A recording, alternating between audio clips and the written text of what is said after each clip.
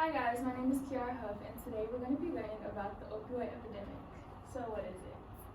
The epidemic started in the 1990s when pharmaceutical companies decided they wanted to increase their profits, so they told doctors that they could prescribe opioids at a higher rate. So people became more addicted to these drugs, the prescription drugs and illegal drugs. So a spike of overdose death began in 2010. And then in 2017, the U.S. Department of Health and Human Services declared it a public health emergency. So some examples include fentanyl, heroin, oxycodone, and morphine. Okay, and the definition, as defined by Johns Hopkins Medicine, is a drug found in the opium poppy plant that induces many different effects on the brain, including pain relief. So the epidemiological profile is basically the who and where of this epidemic. So these are just some statistics about the epidemic. So every day 130 people die from opioid-related drug overdoses, and another one is that 2 million people have misused prescription opioids. So where is this concentrated? The states that have the highest rate of drug overdose include West Virginia, Ohio, Pennsylvania, District of Columbia, and Kentucky. And so this is the who of the epidemic. This is an image of the drug overdose by race. And so this top line right here is white people, and the bottom line is Black and Hispanic. And so we can see that white people have a higher risk of drug overdose than Black and Hispanic people. And also, men have always had higher rates than women for drug overdose. The age for this epidemic is adults between 25 and 44. So some policies. So individual states have jurisdiction over prescribing drugs. So the CDC can only recommend things for the states to decide if they want to implement them. So the first one is prescription drug monitoring programs. So basically this is a database that tracks prescription controlled substances. So doctors can see who they're prescribing to, the refills that they're allowed to have, things like that. And so some of the states that have implemented this is Tennessee, Florida, Ohio, and Kentucky. And overall, they've seen decreases in overdose death. And Florida specifically saw a 50% decrease of oxycodone overdoses. And so regulated pain clinics. So the CDC recommends that states have these clinics in their hospitals. And this is basically a center that will cater to pain management services. And so it'll be doctors coaching patients through receiving this medication and avoiding becoming addicted or having overdoses. And so just some of the states that have this is Louisiana, Texas, and Kentucky, but there are 8 in total. Naloxone. Naloxone is the opioid antagonist, and so what the CDC recommends is that EMTs are trained to use these drugs on site. So this is basically going to reverse the effects of opioid overdoses. Okay, and controversies.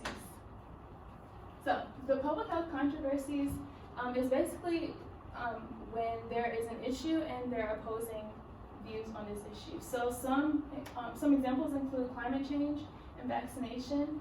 And so for this specific topic, I didn't really find any specific controversies because across the board, many people believe that overdose death and addiction is a problem.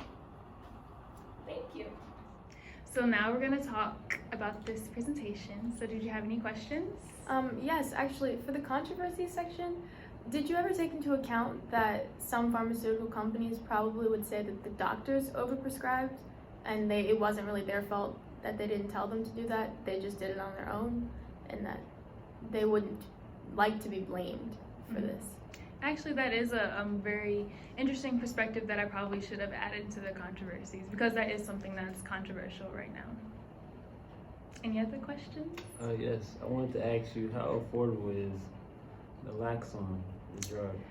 It's actually very affordable. It's only, the retail price is only $125. So people can go and buy this drug with a prescription. Going off of the cost aspect, how do you feel like, do you know anything about if the programs that you were talking about in those specific states, are they accessible to people based on different demographics, or like is it expensive to go to them, or are people able to use these programs easily?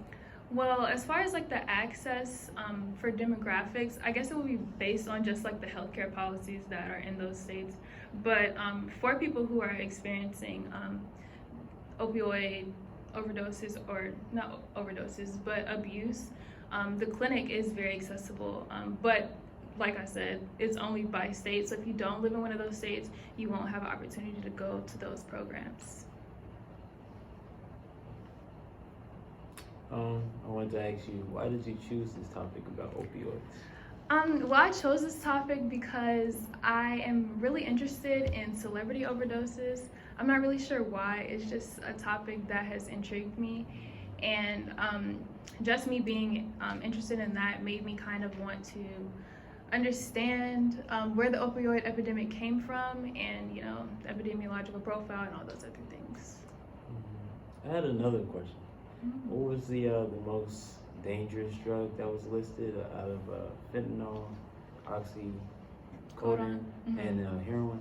Well, the most dangerous drug versus the most abused drug would be oxycodone, because it's prescribed the most, because that's what doctors typically prescribe when you have I don't want to say like lower pain type of situations, but like when you go and get your wisdom teeth pulled or things like that, like you get prescribed oxycodone, versus like bigger drugs like morphine are used in surgeries. So yeah. Okay, any more questions? No? No. Okay, Great presentation. thank you. So I have 3 questions for you guys. The first one is, what were 2 of the states that had the highest rate of drug overdose? Ohio and West Virginia. Yes. I think it was Kentucky and Florida too. Yes, they were also on there.